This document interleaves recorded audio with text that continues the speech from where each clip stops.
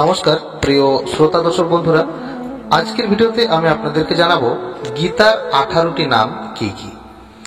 যারা শ্রীমদ্ ভাগবত গীতা পড়েছেন তারা অবশ্যই এই নামগুলি জানেন, কিন্তু অনেকে আছেন যারা হয়তো শ্রীমদ্ ভাগবত গীতা পড়েননি। তাদের কাছে অনুরোধ রাখবো আপনারা অবশ্যই শ্রীমদ্ ভাগবত গীতা পাঠ করবেন, কারণ প্রত্যহ গীতা পাঠ করলে বা শ্রবণ করলে জীবের মঙ্গল হয় এবং জীবনের সার কি তা অন্তত গীতা পাঠ করে বুঝতে পারবেন। কারণ এই শ্রীমদ্ ভাগবত গীতা হল সরাসরি ভগবানের মুখনিসৃত বাণী।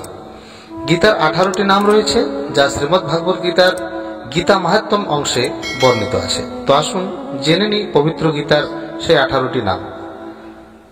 গঙ্গা, গীতা, সাবিত্রী, সীতা, সত্যা, পতিব্রতা, ব্রহ্মাবলী, ব্রহ্মবিদ্যা, ত্রিসন্ধ্যা, মুক্তিগেহিনী, অর্ধমাত্রা, চিদানন্দা, ভবগ্নি, ভ্রান্তিনাশিনী, বেদত্রয়ী, পরানন্দা, তত্ত্বার্থ ও জ্ঞান মঞ্জুরি।